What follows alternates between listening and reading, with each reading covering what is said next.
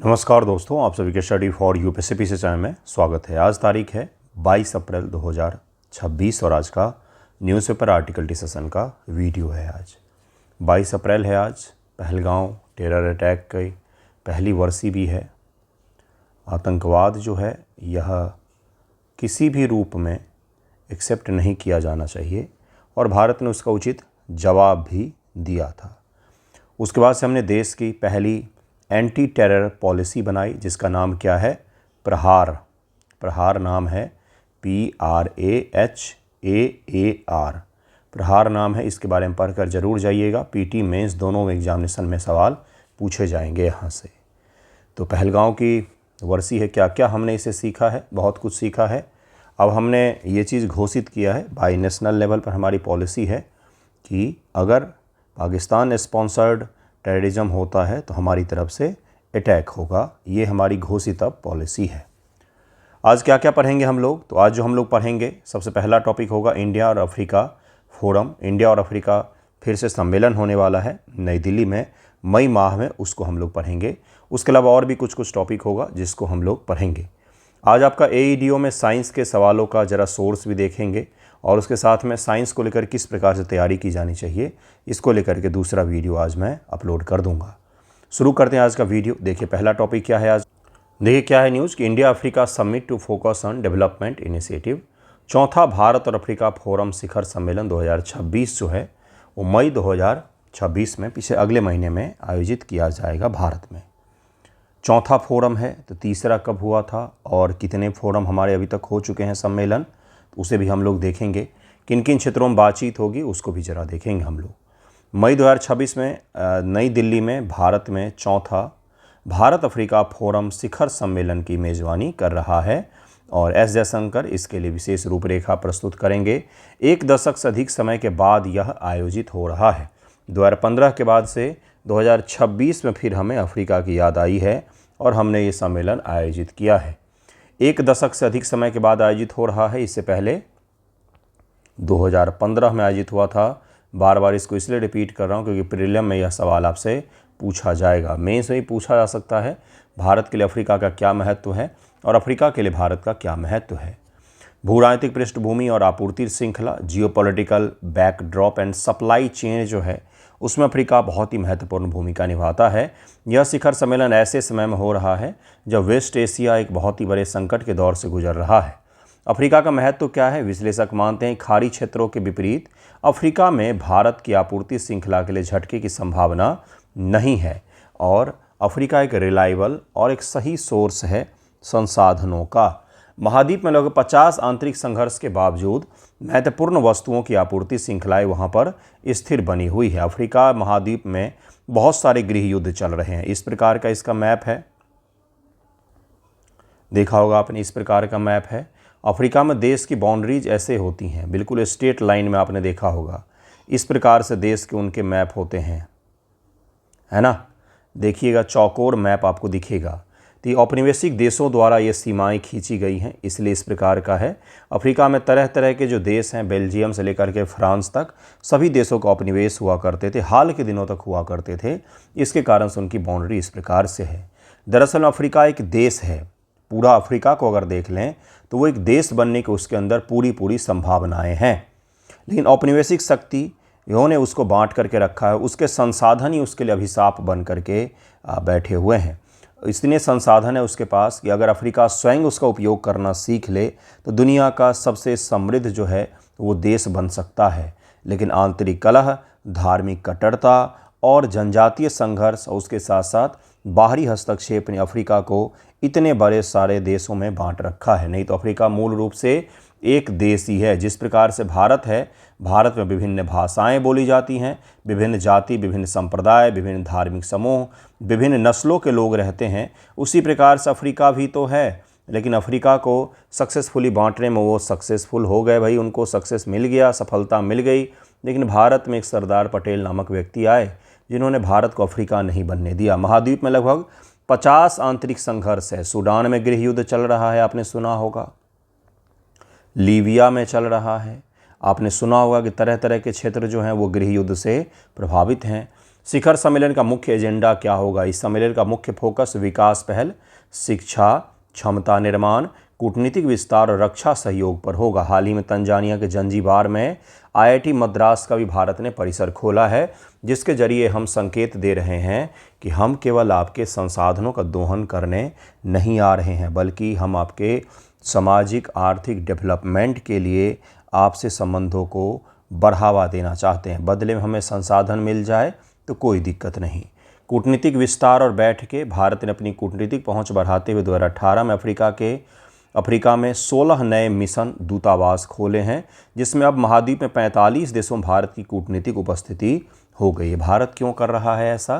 क्योंकि चीन जो है वो अफ्रीका में बड़े स्तर पर निवेश कर रहा है, भारी भरकम सड़कों का निर्माण कर रहा है, बहुत बड़े बड़े लोन सैंक्शन कर रहा है वहाँ पर, और अफ्रीका के देश जो हैं वो चीन के साथ संबंधों को बढ़ा रहे हैं, जिसके कारण से भारत की भी आँख खुली कि भाई अफ्रीका बगल में है, यूरोप अमेरिका रटते रहते हैं लेकिन अफ्रीका को भूल जाते हैं हम।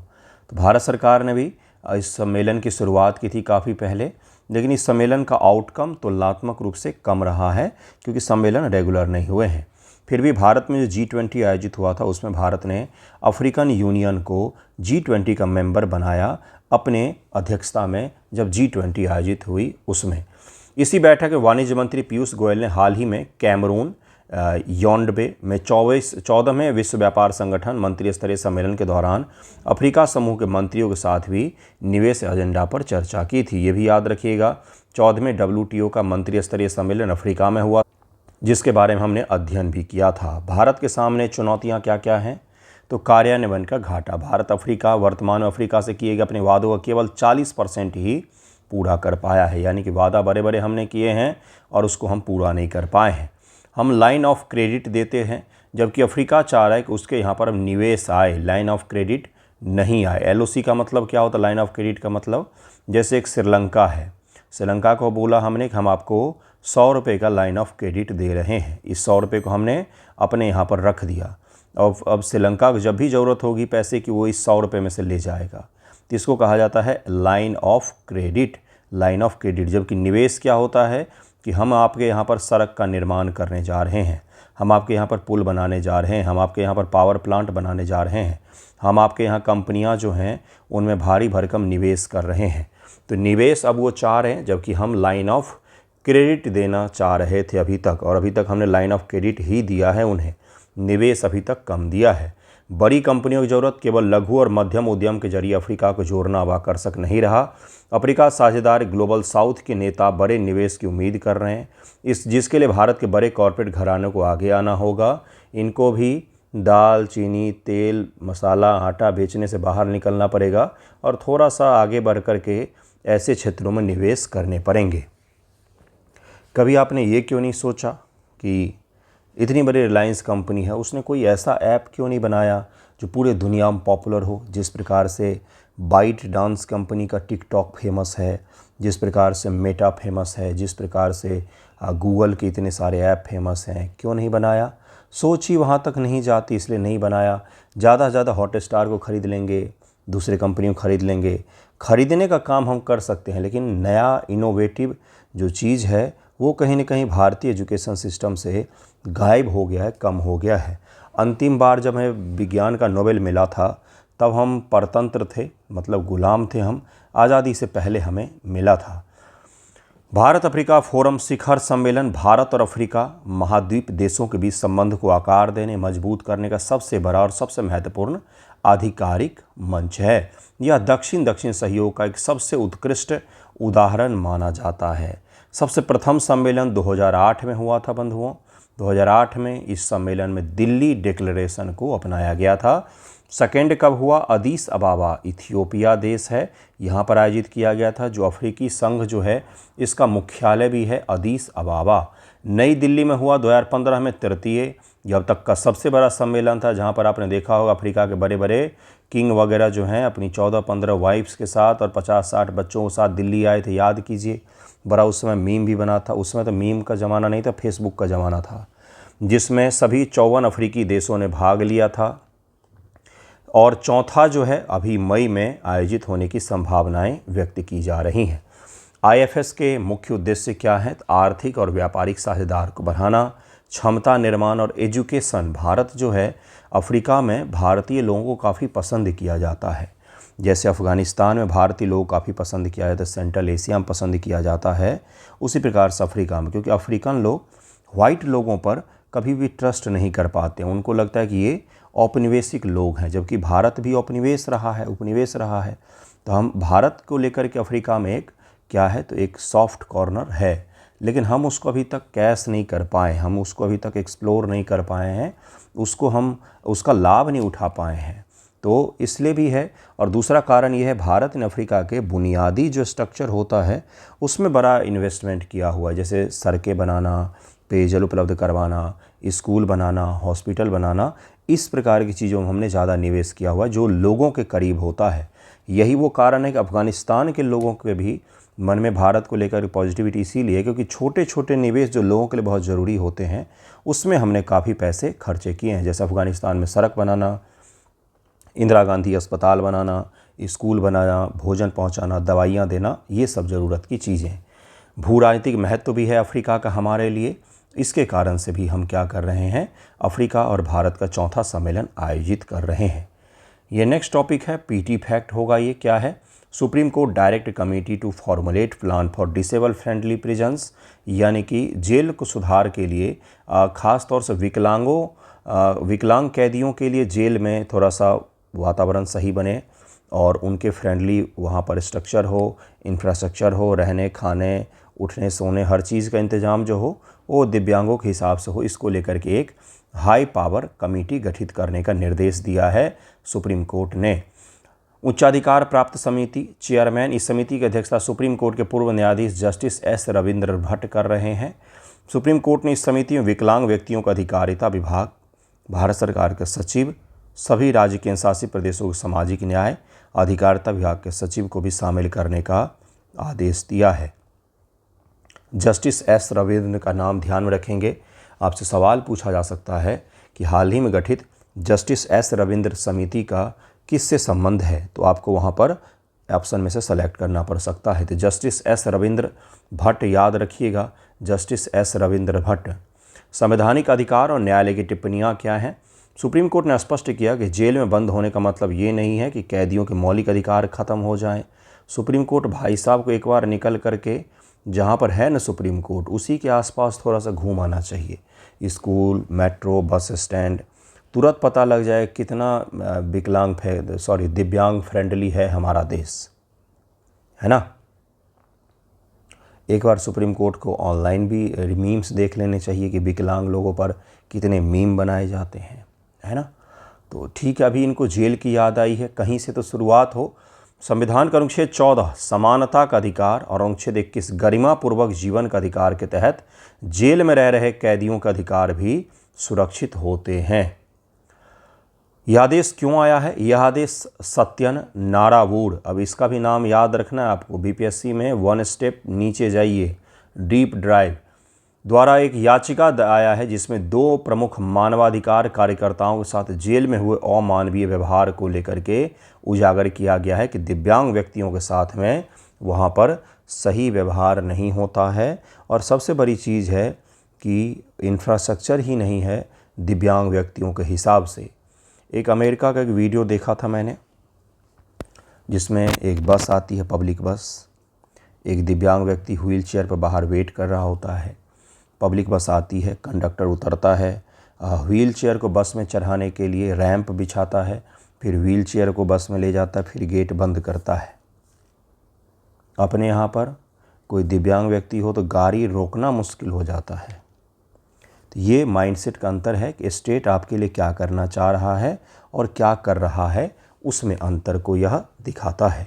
2 व्यक्ति थे, एक जी साई बाबा थे, यह विकलांग विद्वान और मानवाधिकार कार्यकर्ता थे। उनकी मृत्यु कारण जेल में उनके गिरते स्वास्थ्य और मानवीय परिस्थितियों को माना गया। स्टेन स्वामी, वह पार्किंसन की बीमारी से पीड़ित थे, लेकिन उन्हें जेल में पानी पीने के लिए साधारण सिपर कप तक देने से मना कर दिया गया था और इन पर आरोप लगा था, जो भी आरोप था आपको पता ही होगा। तो ये जेल में इनकी मृत्यु हो गई थी, जिसके कारण से ऐसा फैसला सुनाया है सुप्रीम कोर्ट ने और निर्देश दिया है कि भाई हमारे जो जेल हैं वो डिजेबल फाउंड्री होने चाहिए। Why 3D glass semiconductor project is India's top chip bet. तो इसको ज़रा देखेंगे हम लोग। 3D ग्लास सेमीकंडक्टर प्रोजेक्ट कहाँ पर लॉन्च किया गया है, इसे भी देखेंगे हम लोग। क्या है ये, इसको भी देखेंगे थोड़ा सा।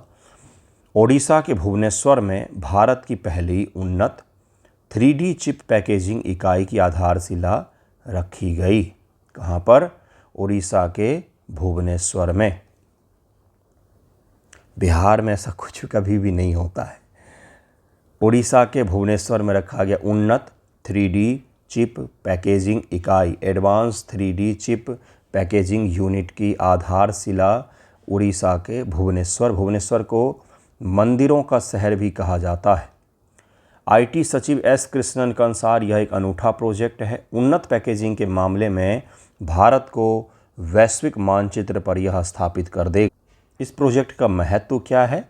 तो कंपनी और निवेश, यह 1934 करोड़ का प्रोजेक्ट है जिसका नेतृत्व अमेरिका स्थित 3D ग्लास सॉल्यूशन कर रही है। इसे इंटेल और लॉकहीड मार्टिन जैसे दिग्गज कंपनियों का समर्थन प्राप्त है। बहुत ही शानदार सी कंपनियां हैं। ओडिशा के मुख्यमंत्री के अनुसार यह सुविधा सालाना 70,000 ग्लास पैनल और 50 मिलियन असेंबल्ड यूनिट का उत्पादन करेगी, जिससे लगभग में 2,500 नौकरियां पैदा होंगी। वो भी नौकरियां किनका? तो प्रोफेशनल्स का, हाईली स्किल्ड लोगों का। इसका उपयोग, इस चिप का उपयोग आर्टिफिशियल इंटेलिजेंस, 5G तकनीक के उपकरण, रक्षा, डेटा सेंटर और मॉडर्न इंडस्ट्री के जो प्रोडक्ट होते हैं उन सभी में किया जा सकता है। ये चीज़ क्लियर हो गया होगा। तकनीकी अंतर 3D ग्लास चिप बनाम पारंपरिक चिप। अब इनमें अंतर क्या होता है इसको थोड़ा सा समझेंगे हम लोग, क्योंकि यह थोड़ा सा टेक्निकल हो जाएगा। पारंपरिक तकनीक, पारंपरिक सेमीकंडक्टर निर्माण मुख्य रूप से सिलिकॉन वेफर्स और प्लानर या 2D पैकेजिंग पर बहुत अधिक निर्भर करता है। पारंपरिक में सिलिकॉन वेफर्स और प्लानर और 2D पैकेजिंग जो होता है उस पर बेस्ड चिप बनाए जाते हैं। नए वाले में क्या होता है? नई ओडिशा सुविधा में ग्लास आधारित सबस्ट्रेट और 3D स्कैनिंग वर्टिकल इंटीग्रेशन तकनीक का उपयोग किया जाएगा। ये टेक्निकल टर्मिनोलॉजी है, इनका उपयोग किया जाएगा। यह कई चिप घटक को वर्टिकली क्या करते हैं तो एकीकृत करने की फैसिलिटी मुहैया करवाता है, इसलिए यह ज़्यादा सही माना जाता है आज के हिसाब से। यह उसी सीमित स्थान में कंप्यूटिंग शक्ति को नाटकीय रूप से बढ़ा देता है। एक साथ कई चिप को हम पैरेलली क्या कर रहे हैं, असेंबल कर रहे हैं, तो उनकी जो शक्तियां हैं वो एक्सपोनेंशियली बढ़ जाती है। यह चिप में मूर के नियम की भौतिक सीमाओं को पार करने का एक अनूठा तरीका होता है, मूर्स लॉ। याद रखिएगा इसको, ये पूछा जा सकता है, हाल ही में चर्चा में रहा है, किससे संबंधित है? चिप इंडस्ट्री संबंधित है, चिप के पावर में उपयोग होता है, ये सब चीज़ें। भारत का ISM, इंडिया सेमीकंडक्टर मिशन 2.0, इसी के तहत ये सारा कुछ किया जा रहा है। ISM 2.0 को हमने 71 BPSC मेंस रिवीजन के लिए जो मैंने 6 वीडियो बनाए हैं उनमें हमने इसको पढ़ा है। उन 6 वीडियो में अप्रॉक्स 36 टॉपिक हमने कंप्लीट किए हैं। 76,000 करोड़ के परिव्यय के साथ 2021 में लॉन्च किए गए इंडिया सेमीकंडक्टर मिशन के तहत अब तक 6 राज्यों में 10 परियोजनाओं को मंजूरी मिली है, जिसमें टाटा का चिप फैब्रिकेशन प्लांट, माइक्रोन के असेंबली यूनिट शामिल है। इन परियोजनाओं में 1.6 लाख करोड़ से अधिक का निवेश आया है। अब इसी के सक्सेस से सीखते हुए भारत सरकार ने ISM 2.0 को लॉन्च किया। केंद्र सरकार अब इसके अगले चरण ISM 2.0 लॉन्च करी, जिसका बजट लगभग सालाना $11 बिलियन हो सकता है। रणनीति में भी बदलाव किया है। यहाँ पर ISM 1.0 का फोकस सिर्फ और सिर्फ चिप बनाने वाले बुनियादी ढांचे को आकर्षित करना था। वहीं पर ISM 2.0 में सहायक उद्योग जैसे गैस, रसायन, कैपिटल गुड्स को समर्थन देने, चिप के डिज़ाइन पर अधिक जोर देने की संभावनाएं व्यक्त की जा रही है। पहले में हमने चिप निर्माण के लिए जो बेसिक इंफ्रास्ट्रक्चर चाहिए उस पर हमने ध्यान केंद्रित किया, और अब दूसरे वाले में हम चिप निर्माण पर भी थोड़ा सा ज़्यादा हम लोग ध्यान आकर्षित कर रहे हैं। इसको भी ध्यान में रखिएगा। Next topic very very very important है आपके लिए। War impact, core industry output dropped. 0.4% इन मार्च महीने में हमारे कोर इंडस्ट्री 8 कोर उद्योग हैं जो अर्थव्यवस्था के आधार हैं, इन्हीं पर पूरी अर्थव्यवस्थाएं टिकी हुई हैं। इन इंडस्ट्री के बढ़ने और घटने से अर्थव्यवस्था का समग्र प्रभाव हमारे सामने आ जाता है कि अर्थव्यवस्था में आखिरकार हो क्या रहा है। तो मार्च में 8 उद्योगों के उत्पादन में 0.4% की गिरावट दर्ज की गई है। वाणिज्य और उद्योग मंत्रालय के नवीनतम आंकड़ों के अनुसार से मार्च महीने में भारत के 8 प्रमुख उद्योगों में वर्ष दर वर्ष के आधार पर 0.4% की गिरावट दर्ज की गई है। पूरे वित्त वर्ष 25-26 के लिए इन उद्योगों की वृद्धि दर मात्र 2.6% रही। यह पिछले 5 वर्षों में -6.4% सबसे खराब थी के बाद सबसे खराब प्रदर्शन अभी रहा है। जिस वर्ष कोविड आया तो उसके बाद से सबसे खराब प्रदर्शन पिछले 1 वर्षों में रहा है, क्योंकि ग्रोथ रेट 2.5% के आसपास ही रहा है। गिरावट का जो सबसे बड़ा कारण बताया गया है युद्ध और उर्वरक संकट। इस संकट के बारे में हमने कितनी ही बार पढ़ा है कि फर्टिलाइज़र जो संकट है ये आ रहा है, आएगा जिस दिन। अभी तो कोई बात नहीं कर रहा है, सारे छोटे छोटे डेटा में दिख रहे हैं, लेकिन जिस दिन आएगा भयानक असर पड़ेगा इसका। लेकिन सबसे 8 उद्योगों में उत्पादन गिरा है, लेकिन सबसे भयंकर गिरावट उर्वरक क्षेत्र में आया है, जिसके कारण से पूरे के पूरे 8 की स्थिति डगमगा गई है। मार्च में उर्वरक उत्पादन में 24.6% की गिरावट आई है, लगभग में 1/4 की, जो अब तक की सबसे बड़ी रिकॉर्ड गिरावट है। कारण क्या है? और हॉर्मुज के बंद होने के कारण से सप्लाई चेन टूट गया है, तेल का सप्लाई चेन टूट गया है, अमोनिया गैस की आपूर्ति जो है यह बाधित हुई है। भारत में फरवरी से मार्च के बीच अमोनिया की कीमतों में 22% का इजाफा हुआ है, क्योंकि ये लोगों के डे बाय डे यूज की चीज़ नहीं है, इसलिए हम इसकी कीमत की ओर ध्यान नहीं देते हैं। नहीं सोचिए, कोई चीज़ 100 रुपये का मिल रहा था तो 122 रुपये का वो मिल रहा है ना।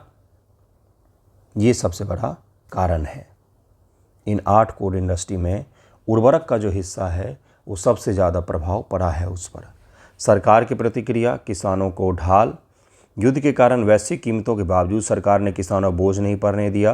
केंद्रीय कैबिनेट ने खरीफ फसल के लिए पोषक तत्व आधारित सब्सिडी 12% की वृद्धि कर दी है, 41,534 करोड़ कर दिया है। डीएपी के 50 किलो की बोरी कीमत अभी भी 1,350 ही रखी गई है। मौसम का प्रभाव, बेमौसम बारिश के अलावा युद्ध के अलावा मार्च में सामान्य से 14% अधिक बारिश ने भी 2 प्रमुख उद्योगों को नुकसान पहुंचाया है। कोयला, खादानों में पानी भरने गतिविधियों के प्रभावित होने से कोयला उत्पादन में गिरावट आई है। बिजली, बारिश के कारण तापमान ठंडा रहा, जिससे एसी कूलर का उपयोग कम हुआ और बिजली की मांग उत्पादन में कमी आई है। तो देखिए कहाँ का प्रभाव कहाँ कहाँ पड़ता है, ये आपको दिख रहा है। अन्य उद्योगों का क्या प्रदर्शन रहा है?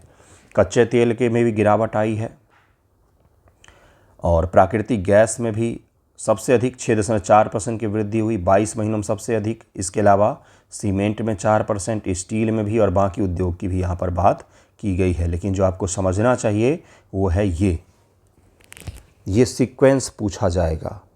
कौन कौन से 8 उद्योग हैं ये पूछा जाएगा। किस उद्योग का भारांश सबसे ज़्यादा है, किसका सबसे कम, ये भी पूछा जाएगा आपका।